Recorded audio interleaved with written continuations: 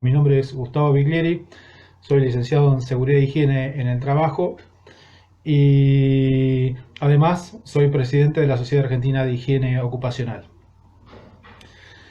También he sido, bueno, dentro de un poco, principalmente, como dije a algunos que no me conocen, he sido docente del Instituto Argentino de Seguridad y del ISEP 13 de julio.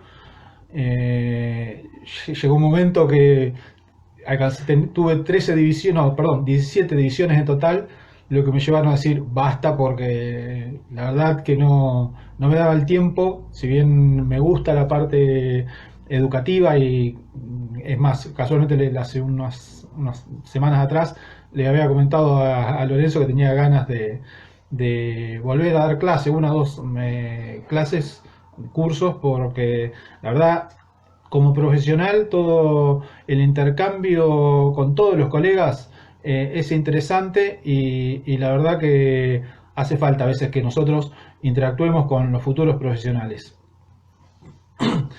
Después, bueno, como decía, he estado en el IAS, en el Instituto Argentino de Seguridad sería, y en el ISEP 13 de julio.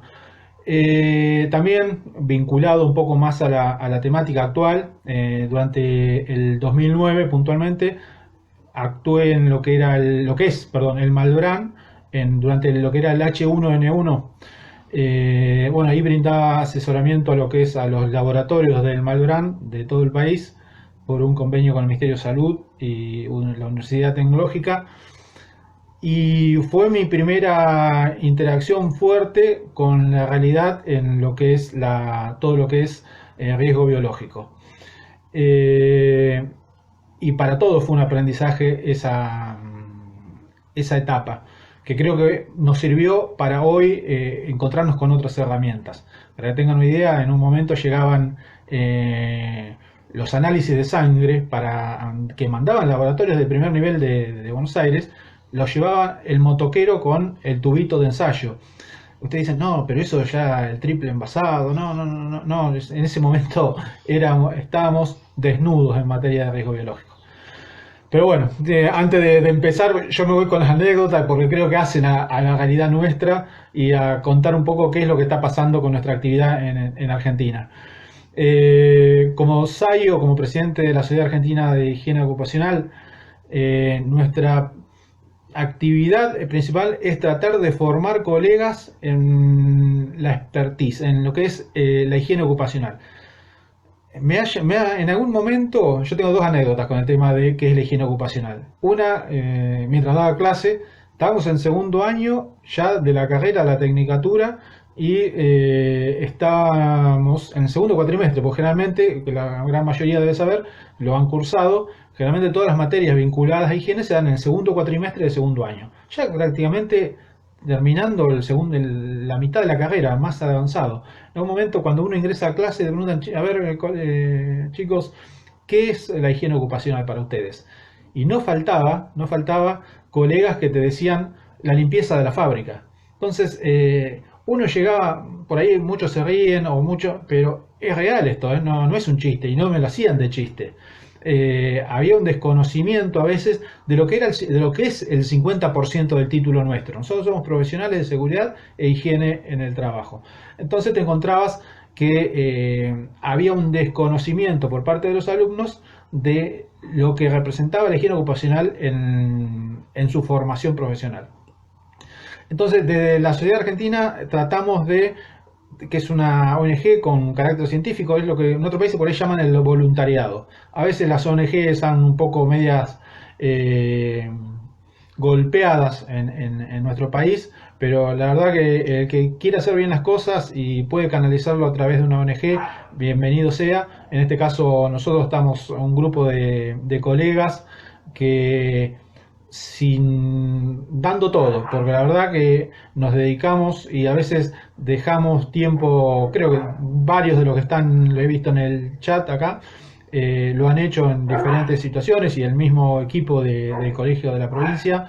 Es más lo que se da, lo que se ha dado hasta el momento que lo que pueden recibir, que muchas veces, a veces uno recibe golpes en todo este tipo de cosas. Pero bueno, uno tiene que seguir y apuntar al futuro, a crecer, a formar colegas y formar en el sentido de transmitir conocimiento y no porque uno o el equipo nuestro se crea que se la saben todo, ¿no? Yo como siempre digo, nosotros estamos aprendiendo a diario en las empresas. Es tan amplio lo que es la higiene ocupacional que cada empresa es una realidad distinta. Entonces, cuando llego o desembarcamos a algún colega, o creo todos desembarcamos en una empresa, lo primero que hacemos es aprender, estudiar, porque no queda otra, no somos todólogos de poder conocer toda la problemática de las empresas. Desde la Sociedad Argentina hemos encarado varios proyectos, creo que el principal en el cual tenemos varios. Uno es la certificación profesional, que sería como validar la capacidad de los profesionales como higienistas. Y aclaro esto porque alguno me ha preguntado, ¿pero qué diferencia tiene ser higienista que con ser licenciado en seguridad y higiene del trabajo? Ninguna, porque el título que tenemos todos nosotros nos habilita para hacer análisis higiénico, para hacer todo lo que en otro país se considera solamente higiene. ¿Qué pasa? En otros países no tienen la ventaja que tenemos nosotros de tener una carrera que agrupe todo. En algunos casos no tienen carrera, no tienen ningún tipo de formación específica, sino en general son cursos de prevención, son más acotados los cursos que están desarrollando. Desde el punto de vista, nosotros tenemos esa ventaja y la verdad que nuestro título nos habilita para hacer lo que en otro país es higienista. Si sienten el perrito, los perritos que tengo yo que son inmanejables en algunos problemas. Bueno, volviendo a lo que es la actividad, una de las actividades principales es la certificación, que es todo un proceso que es con reconocimiento internacional, que en muchos países, más de una oportunidad nos han pedido higienistas, y hoy si ustedes, por ejemplo, cargan el LinkedIn, el puesto, querés ser higienistas, te van a salir las ofertas de higienistas del exterior, un montón, porque hay requerimientos importantes. Ahora estamos en una situación especial, pero bueno. Estamos apuntando. La especialización, hoy en Argentina no tenemos cursos posgrados en higiene ocupacional. En algún momento se lo planteé a algún colega y lo que me decían era que no era económicamente rentable hacer un posgrado porque no era obligatorio. Bueno, estamos tratando de avanzar en eso. El posgrado es más complicado. Hoy por hoy, no complicado desde la formación, porque la formación es la misma que una diplomatura, que la formación de grado. Lo que pasa es que los pasos del punto de vista de la CONEAU son más complicados. Paralelamente, bueno, estamos avanzando hacia eso, lo que es los límites de exposición. Es otro de los temas que estamos desarrollando porque acá desde el año 2003 en Argentina no actualizamos los límites de exposición, que son, cuando entramos al decreto del 295, son todos los anexos de ruido, químico, carga térmica, cambiaron todos. Hoy tenemos un atraso importante en cuanto a la normativa internacional en materia de límite de exposición con lo que nosotros tenemos. Para dar un ejemplo, por ejemplo, en tolueno, que es un contaminante de uso común en la industria, nosotros tenemos un límite de exposición de 50 partes por millón, cuando internacionalmente estamos en 25 partes por millón y en algunos casos a 10 partes por millón. Lo hemos planteado este tema en la superintendencia y están interesados en comenzar a hacer algún trabajo en esto. No es fácil, lleva su dedicación, pero bueno, creo que nosotros tenemos un atraso. Los límites de exposición, si bien, como ustedes saben, es la guía nuestra como profesionales para saber si cumplimos o no cumplimos. En ruido puntualmente, todos estamos acostumbrados a trabajar con la dosis, no exceder el 100% de la dosis.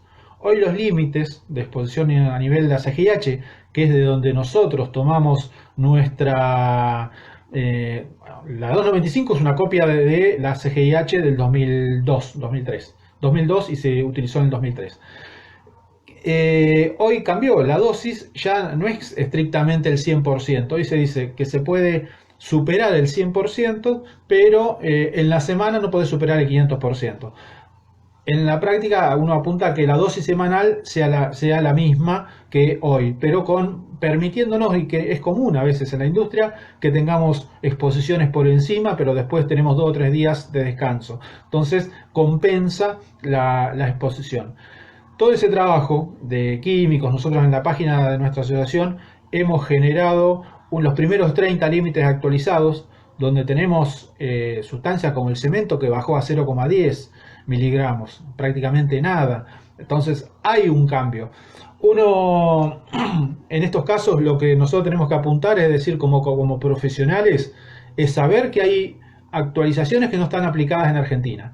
Entonces, yo desembarco en una empresa, yo le digo desembarco, pero cuando estoy haciendo una medición, todos trabajamos en empresas y nos manejamos, contrastamos con la 295.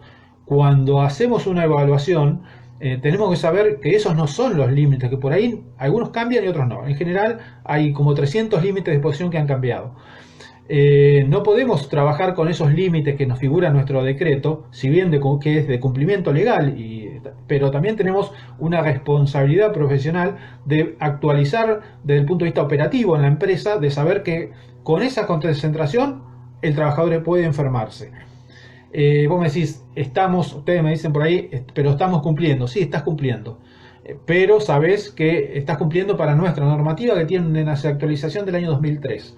Entonces, tenemos que tener el criterio profesional como para actualizar estos valores. Me fui con el tema de los límites de exposición, pero es un tema que estamos peleando mucho, porque estamos tomando como válido algo que está mal. Entonces, a partir de ahí, todo lo que viene después, todo análisis o recomendación que hagamos, va a estar equivocada. ¿Por qué? Porque nuestros límites de exposición están equivocados.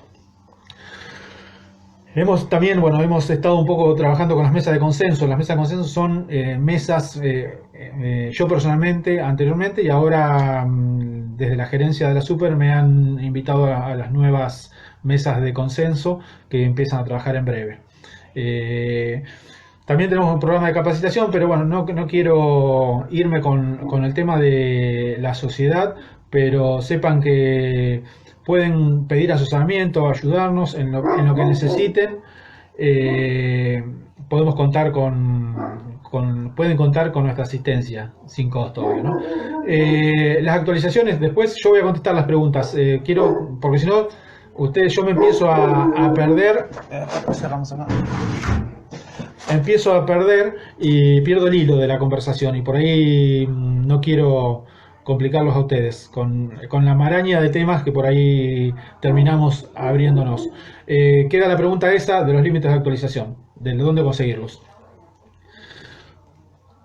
Hay algo que nosotros estuvimos gestionando hasta hace poquito, que entre comillas salió, fue el reclamo junto con otras instituciones, no es un reclamo exclusivo nuestro, de la declaración de la enfermedad profesional, que se declaró a media del COVID-19. Se declaró a media, pero por lo menos no tenía que batallar el trabajador en las comisiones médicas para que le reconocieran la cobertura. Ahora es al revés. Si bien entra todo en una maraña burocrática, como por ahí lo vi, es complicado todo esto, porque ahora en casos concretos, que después lo discutimos, de trabajadores enfermos, un trabajador enfermo, que es lo lógico, el protocolo, poner en cuarentena el resto, pero nadie se hace cargo, nadie le hace test a esos trabajadores. Pero bueno, después volvemos a ese tema. Hemos gestionado eso y por suerte ha salido, no como nosotros hubiéramos querido, pero por lo menos hemos generado esa cobertura que antes no la tenían los trabajadores. Estuvieron los gremios, Lorenzo también de los colegios profesionales también estuvieron gestionándolo. Fue todo con un esfuerzo donde todos hemos gestionado la gestión esta de la enfermedad profesional. Ahora bien, yo tengo que seguir un hilito acá porque si no me pierdo. Ahora hay una realidad con esto de la pandemia, que es un poco a la temática del día de hoy. Nuestra actividad tiene poca visibilidad, porque no vemos ningún profesional de seguridad e higiene en las mesas nacionales, no vemos ningún profesional de seguridad e higiene ni siquiera en las mesas provinciales, o en algunos casos ni locales.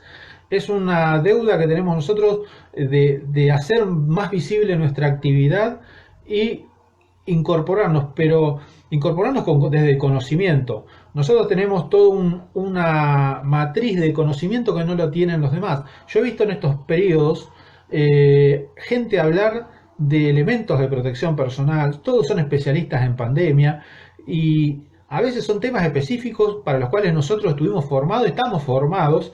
Después discutimos, que creo que es algo que tenemos que ser coherentes también de decir cuáles son nuestras limitaciones, pero hoy cualquiera habla de todo y sin ningún fundamento técnico en algunas cosas. Hasta hace poquito cuestioné un documento de CONICET, de un organismo del CONICET, porque uno de los organismos de Córdoba sacó un documento sobre las ventajas del barbijo casero en donde justificaba técnicamente los beneficios que tenía ese barbijo casero. Le encontré más de 6 puntos donde citaba documentación específica de mediciones, de análisis de higienistas del exterior, que cuando uno iba a la documentación no decía nada de eso, de lo que estaban manifestando ahí.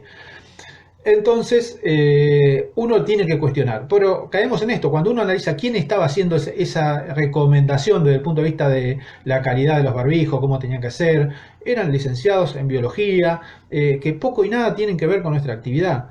Entonces, nosotros hemos cedido espacios como profesionales que los tenemos que recuperar desde el conocimiento. Y ahora bien, como higienistas, ¿en qué podemos aportar como profesionales?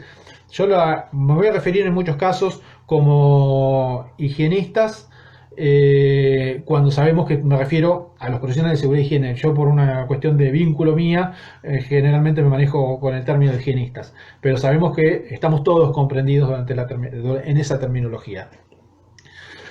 Ya me perdí, estamos hablando de lo que nosotros habíamos perdido el espacio. Tenemos que recuperarlo desde la formación. Y la formación implica, nosotros hemos tenido capacitación en ventilación, hemos tenido capacitación en riesgo biológico, en elementos de protección personal. Entonces tenemos que volver a fortalecer esa presencia que tienen los profesionales de seguridad e higiene a través del conocimiento. Hoy, en estos días, hemos discutido de varios temas puntualmente, me han consultado de barbijos, pero que yo en general con el tema de los barbijos, como digo yo, no le pongamos un nombre de barbijo, protector respiratorio, porque a veces empiezan las confusiones. Y todo parte desde un análisis de riesgo. A veces he visto hace poquito un documento de la superintendencia que hice la corrección, que decían que había que entregarle al trabajador ropa impermeable a los microorganismos. Le tengo que dar un equipo de nivel de riesgo biológico, porque si me estás pidiendo eso, ¿qué otra cosa puedo tener para eso? No hay otro elemento, no es un tyvek común. Pero bueno, se habían equivocado, era solamente para los sectores de infección, donde había presencia del virus. Y también nos encontramos con situaciones como que lo he comentado por ahí a un colega del grupo, las ventilaciones de los sanatorios, laboratorios, perdón, clínicas. Como ustedes saben, las unidades de terapia intensiva trabajan con presión positiva. El enfermo del COVID necesita presión negativa. Entonces, ¿qué tipo de ventilación le damos a los trabajadores? A los pacientes. Con uno impedimos que el bicho salga y con otro el bicho sale. El bicho, estamos hablando del virus. Eso me quedó del Malbrán, expresarnos así con el tema de los virus y bacterias. Entonces, hay una irrealidad porque hoy, al tener presión positiva, estamos sacando para afuera, cuando abrimos una puerta a una unidad de terapia intensiva, el virus está aerolizado. Es para seguir discutiéndolo, pero a lo que voy es responsabilidad nuestra, es gestión nuestra el analizar la ventilación en todos los sitios de trabajo. Y no es la ventilación de que dice el 351, la renovación de aire por cada tantos trabajadores, no. Eso es cuando en condiciones normales donde no tenemos contaminantes. Pero cuando tenemos contaminantes, nosotros tenemos que construir, entre comillas, un sistema de extracción. Un sistema de extracción que contemple la captura de los agentes y el transporte, porque muchas veces nos olvidamos del transporte y queda todo en los ductos. y genera la ineficacia del sistema. A ver, en muestreos, la responsabilidad del profesional de seguridad e higiene es acá todavía a nivel de monitoreos biológicos es poco y nada lo que se ha hecho. Por eso se nos abre todo un campo a partir de ahora en materia de riesgo biológico. Yo, veo algunas consultas, después por ahí si la hicieron me la vuelven a hacer al final y porque está pasando y no alcanzo estoy solo, entonces no puedo anotar las consultas. Después les pido que me hagan las consultas cuando terminemos de exponer. Que voy a tratar que sea corto para que podamos después sacarnos dudas desde lo técnico. Yo me empiezo a perder con el hilo. Bueno, el tema de ventilación. Eso es, ¿cómo se llama? Es acción directa nuestra. Y en general, entiendo que en muchos casos el que dio ventilación fue un docente de la secundaria o la verdad que en mi caso personal cuando cursé ventilación hablamos de cualquier cosa menos de ventilación con el docente. Somos consecuencia también de todo esto. Si yo no aprendí ventilación, si yo no me pongo cuando egresé de la carrera a dar a realizar una formación en motus propio de ventilación, y la verdad que no sabría nada hoy de ventilación. Tenemos que generar esa capacidad de decir, a ver, qué no sé y en qué podemos empezar a formarnos. Ventilación es algo muy vinculado a lo que es riesgo biológico y hay todo un campo que está creciendo y que se va a desarrollar porque es poco y nada lo que se ha hecho hasta el momento. Y específicamente el riesgo biológico, vamos a ver, no creo que nadie haya tenido una materia vinculada a riesgo biológico. Lo vemos como un agente más contra lo que son los agentes químicos, físicos y biológicos. Se ve algo muy por encima, que es el virus, que es la bacteria, y ahí termina todo.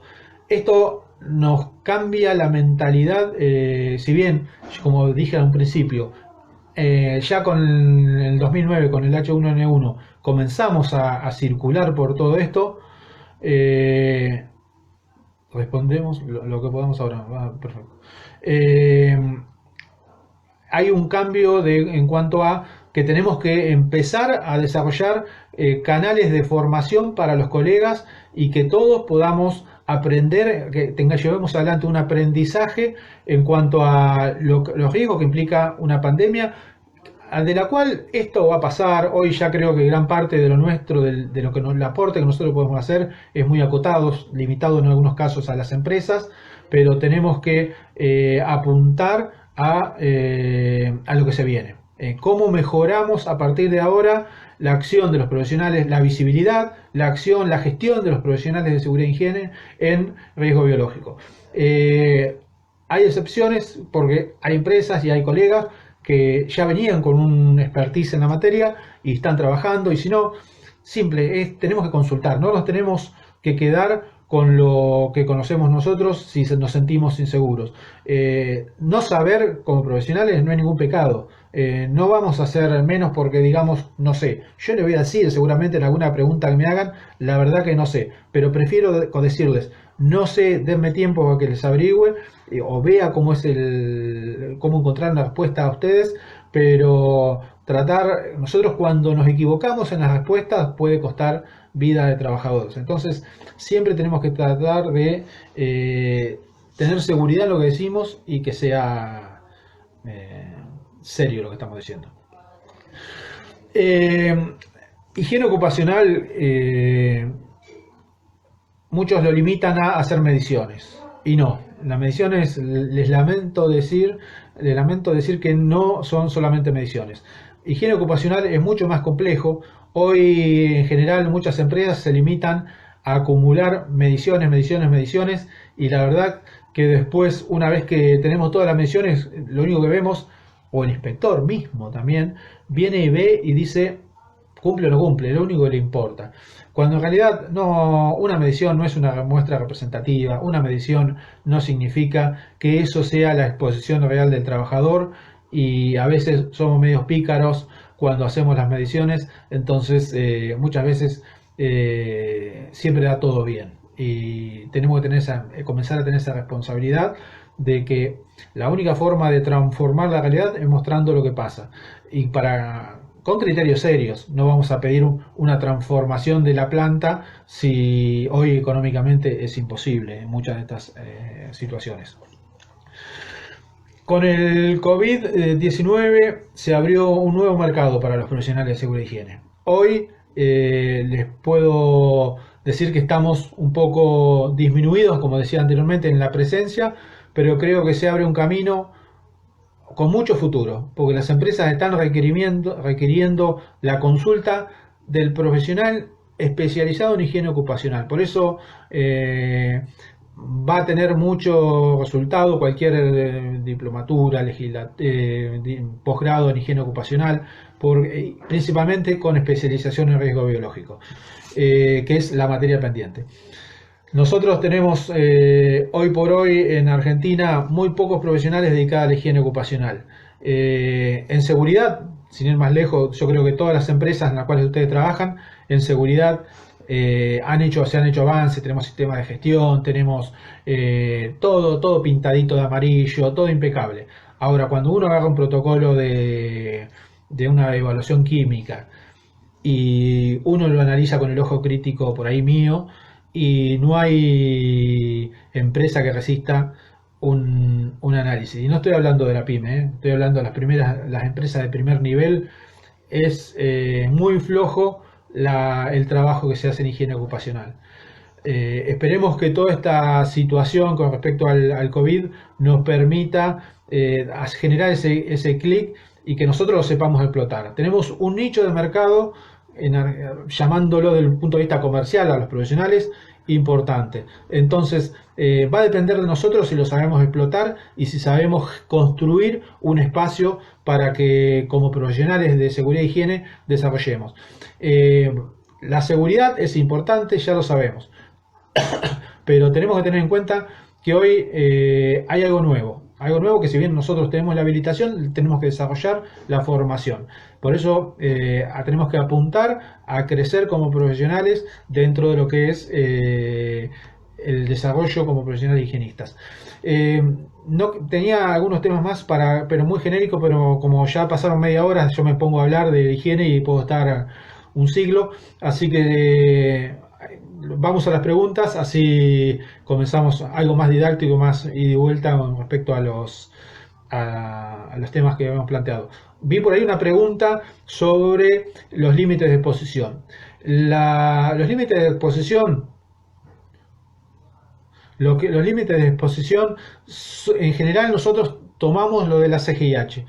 Límites de exposición también tienen los españoles, tienen los LEP, límite de exposición profesional, que le llaman ellos, que han hecho un desarrollo importante en cuanto parecido al de la CGIH. A veces hay una realidad que tenemos límites en España, límites en Estados Unidos, límites en Alemania, límites en Francia, y uno a veces tiene que hacer una comparación de límites para saber dónde estamos parados, para hacer una comparativa. Y aclaro, el tema del atraso de límites no es solamente exclusivo en Estados Unidos. Por ejemplo, en el año 79 es la última actualización. Ustedes me dirán, pero ¿cómo? ¿Año 79? Sí, porque cuando se actualizaron los límites, la Corte Suprema de Estados Unidos los bochó porque en Estados Unidos hay lobby de las empresas y como que no justificaban técnicamente, según ellos, la asignación de nuevos límites. Entonces quisieron lo que sería la OIA, que es la superintendencia de Argentina. Dijeron, señores empresarios, esto hace 3 años hicieron ese cambio de cabeza. Señores empresarios, estos son nuestros límites legales, que no aseguran la salud del trabajador.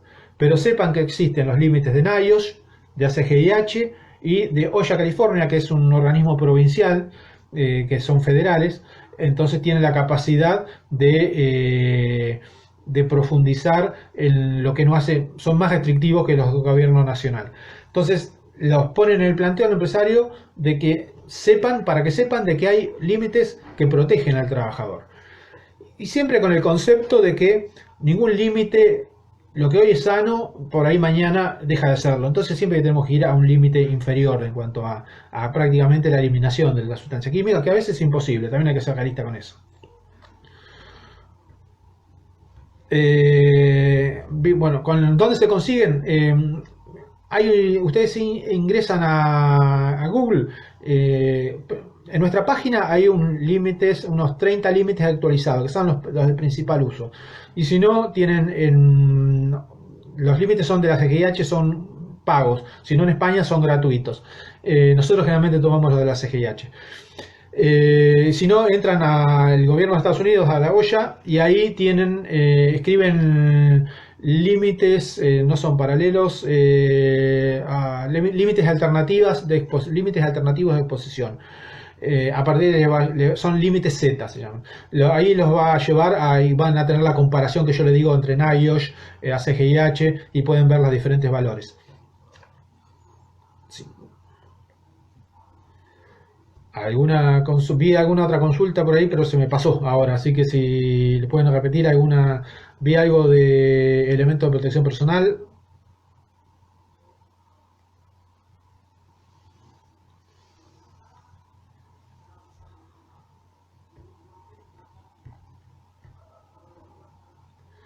A nivel de, ustedes se van a encontrar con límites de exposición, perdón, con elementos de protección personal de toda variedad y tipo. Casualmente hoy escuchaba, hablando un poco de lo que es, cualquiera opina de todo. Cuando hablamos de elementos de protección personal, uno primero tiene que pensar para qué lo quiere, tratando de ser grosero en el formato, ¿no? Lo que sería análisis de riesgo. Movimiento necesario para de los higienistas que son difíciles. Bueno, ahora vuelvo a eso. ¿Por qué? Porque he visto médicos que están recomendando los barbijos quirúrgicos y vos decís, pará, el barbijo quirúrgico a veces se confunde porque hay barbijos, entre comillas, que también le dicen quirúrgico, pero son N95, son específicos. Y como en los diferentes países tenemos diferentes formatos de identificar a los elementos de protección personal, lo mejor es, ¿qué quiero? Yo tengo aerosoles con virus, puede aerolizar el agente, entonces necesito un N95. Me podrán decir, no, pero tengo el barbijo quirúrgico tricapa No, hoy estaba viendo los odontólogos, necesitan un N95. No hay otro elemento que los pueda proteger a ellos. Con nosotros protegen al paciente de cualquier infección generada o cualquier, nosotros que se llama gotitas, podemos llegar a generar nosotros, asegura la profilaxis del paciente, pero no nos asegura a nosotros con el COVID, con cualquier elemento, con cualquier agente de riesgo. Entonces, en general debemos acompañar con el N95 ese tipo de acción, sin ser invasivas, pero uno está directamente sobre el paciente interviniendo en su boca. Elementos, a ver, ¿qué opinás de las cabinas o túneles sanitizantes? Mira, salió hace poquito, todo depende, en general no es lo recomendado, porque cuando uno utiliza una sustancia química que aeroliza y que la puede aspirar, tenemos que ser muy cuidadosos. En general ha salido un documento de varias instituciones de la Asociación de Toxicología Argentina no recomendando ese tipo de cabinas sanitizantes. Pero bueno, es como decíamos al inicio, todos opinan y todos generan, en la gran mayoría por buena voluntad, pero no es una cuestión, acá no es voluntarismo, el voluntarismo no sirve aquí. Desinfección de N95. Nuestra sociedad está en la IOJA, que es un organismo, una asociación internacional que agrupa la CGIH, quien establece los límites de exposición, y entre otras instituciones de Estados Unidos, ¿cómo se llama?, de Inglaterra, de Francia, de los principales países del mundo, estamos nosotros también, donde tenemos mucho intercambio técnico. El tema de la desinfección de los barbijos es un tema que ya se estaba discutiendo en el grupo nuestro a nivel de todos los países hace 3 o 4 semanas, porque había una universidad de Estados Unidos que habían iniciado el proceso con el vapor de peróxido de hidrógeno y le está dando mucho resultado y habían tenido, aseguraban la reutilización 50 veces del elemento de protección personal. Desconozco, algunos me habían comentado por acá que por ahí podíamos utilizar, en Argentina podíamos llegar a instrumentar algo de eso. Y es más, el gobierno, leí un artículo hace poquito que el gobierno de Estados Unidos había financiado con 300 millones de dólares para construir 5 unidades de desinfección de N95 y tenían miles, porque todo se descarta, se debería descartar. En general, que es uno de los problemas que tenemos en Argentina, que utilizamos todo de nuevo. Y gran parte también de lo que sucede es la falta de capacitación en el sector de salud, que yo he dado alguna charla en alguna clínica del centro hace unos años ya, y había enfermeros que con 20 o 30 años de profesión jamás habían recibido una charla de seguridad y higiene en el trabajo. Mira, con el tema de los barbijos, ahora voy a empezar a seguir las respuestas. Con el tema de los barbijos, para que quede claro, es de acuerdo a la protección. Hace muy poquito me llamaron, mira, le pidieron en la empresa, una empresa grande, le pidieron barbijo N95. No, no, pará. N95, por todos decretos, y le hice una recolección de los barbijos de la legislación de las provincias, está limitado el sector de salud. Nosotros tenemos actividades que requieren N95 del proceso normal de la empresa. Sí, bueno, entonces ahí sí tenés que darle el N95. El humo de soldadura sigue necesitando el N95. Entonces, asignar los N95 a las actividades que ya tenían por el análisis de riesgo asignado el barbijo, y al resto, si queremos instrumentar el tapaboca, pero no necesitamos un N95 para los trabajadores. Una, que no hay. Y es imposible reponerle, un costo innecesario para la empresa. Entonces tratemos de ser responsables a la hora de asignar barbijos. Y sepan que todo barbijo, todo equipo de respiración tiene una carga horaria limitada, no de uso del equipo, sino también del trabajador, porque tiene que hacer un esfuerzo excesivo también para seguir trabajando. Con respecto al trabajo no hay, a nivel de construcción que me están consultando, no hay ningún elemento de protección. Uno puede programar de acuerdo a las concentraciones que tenés en el ambiente de trabajo, pero hay programitas o software pequeños como para hacer un cálculo de acuerdo a la concentración, porque va a tener diferentes vidas si es un N95, si es uno de compuestos orgánicos, va a depender. En general, los de partículas, cuando se satura la partícula, hay que descartarlo. Cuando uno ya le molesta, no puede respirar normalmente. Pero cada caso va a requerir, no hay una fórmula. Si hubiera una fórmula, las mismas empresas lo dirían.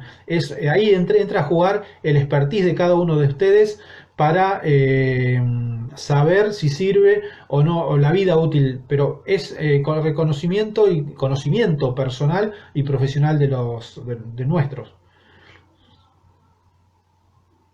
Bien, entonces, no, no se pueden reutilizar.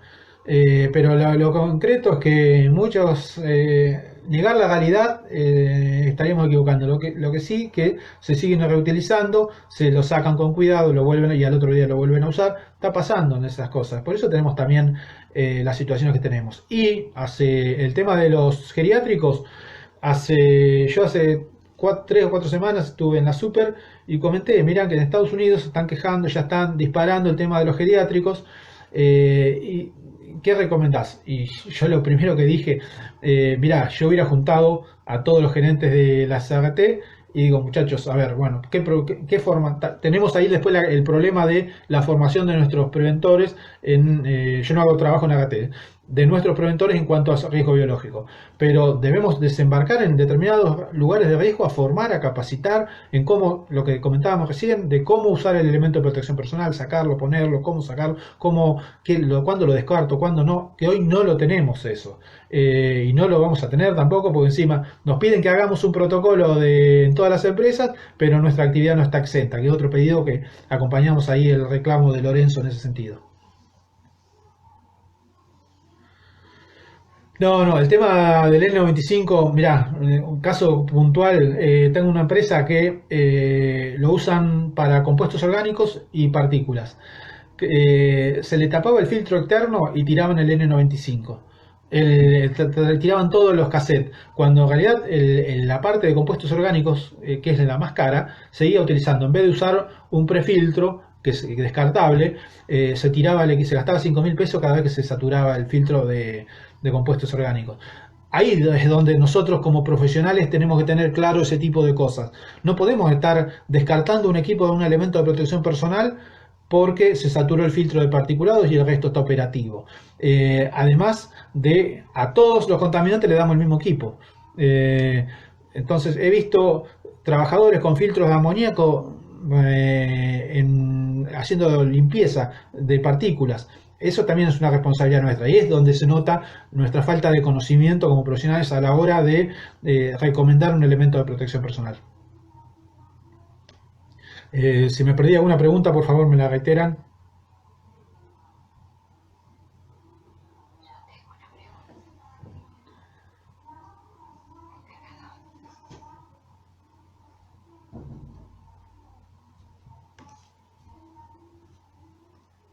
Tenemos para hablar de lo que pasa, bueno, ya son -10 y se termina el tiempo, pero por ahí vi, bueno, cualquier duda, saben, ahí les pasaron los mails para consultas. Tenemos mucho para hablar y tenemos mucho para gestionar en riesgo biológico, en seguridad dentro de las empresas, en la prevención de esto que vino para quedarse. Ah, una pregunta que ahora me acuerdo, equipos, hoy están incomprables los equipos. Un equipo de vibración no puede estar en $15.000, son incomprables. Un equipo de ruido de primera línea, $8.000, $9.000. Lamentablemente, por el momento, y es más, yo recomiendo que pueda compre usado, no compre nada nuevo. Sí, Víctor, Daniel. Mirá, sobre riesgo biológico hay equipos que son específicos para captura de aerosoles y los aspiran a un caudal elevado y que impactan sobre una placa de Petri. Específicamente para el COVID hay que no lo comenté, hay una norma técnica para el hisopado en superficie para poder comprobar si el ambiente está limpio. Si ustedes ingresan a la Organización Mundial de la Salud, pueden ver que hay un protocolo para la toma de muestra ¿cómo se llama?, del hisopado. ¿Qué pasa? Hoy no estamos haciendo muestreos de los enfermos. Imagínense si nosotros vamos con un hisopado para ver si el área está limpia. Estamos para atrás con eso. O son las cosas que tenemos que mejorar. En algún momento yo decía, bueno, hagamos análisis, porque como ustedes saben, la recomendación técnica es toser sobre el codo. Y si tosemos sobre un pañuelo descartable, lo descartamos. ¿Y con el codo qué hago? Sigo teniendo el virus sobre el codo. Ya los CDC en Estados Unidos no recomiendan más el tema del codo. ¿Por qué? Porque lo seguimos teniendo en la ropa cuando tosemos. Entonces, y nosotros los argentinos éramos, por lo menos, de ser muy afectivos en cuanto a tocarnos, a abrazarnos, y empezamos al contagio, a la distribución del virus de esa forma. ¿Cuál es la recomendación? Higienizarnos cuando usamos el codo, después debemos higienizar la ropa, tener esa precaución. Mirá, nosotros, ahí está un colega, Fernando, que está creo en la charla, Fernando Meliarek. Él va a armar, está a cargo de lo que es las capacitaciones. Seguramente en breve la vamos a estar subiendo a la página para este año, y también estamos haciendo por ahí un proyecto con Lorenzo, que en cuanto podamos avanzar lo de formación, lo vamos a estar de capacitación, lo vamos a estar compartiendo con todos ustedes.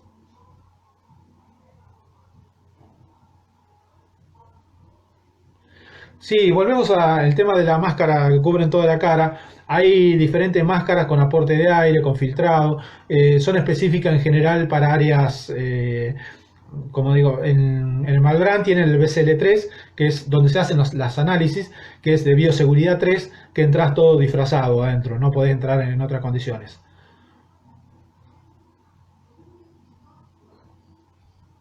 No, lo que tenemos a nivel en Argentina es la 295, lo único que tenés, y guías de evaluaciones, no, es una materia pendiente, lo hemos planteado en la superintendencia, el hecho de que hoy, para hacer un muestreo de un compuesto orgánico, cada uno o de partículas hace lo que quiere, tanto las calibraciones, los laboratorios, los profesionales. Entonces son las cosas que las que tenemos que trabajar. Por eso yo les digo, para ir cerrando, higiene ocupacional en Argentina está en pañales.